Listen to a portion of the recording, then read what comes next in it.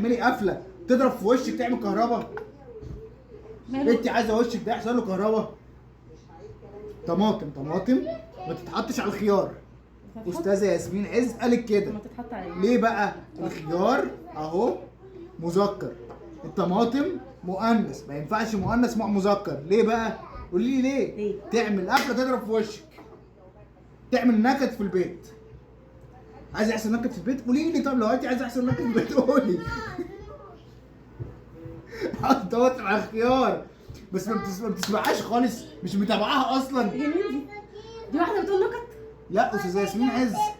لا بقول بتاعت ياسمين يا استاذ والفرعون الكبير الصغير وما اعرفش ايه. يا فرعون يا كبير يا صغير. بتعلمي منها. اتعلم منها الهبل؟ اتعلمي منها الحاجات الحلوه. يا رب ما يحرمها من الهبل. لا انت عايزنا نتعلمه منها. المهم دلوقتي ده ما يتحطش على ده، تمام؟ ما ليه بقى؟ ليه؟ اه الخيار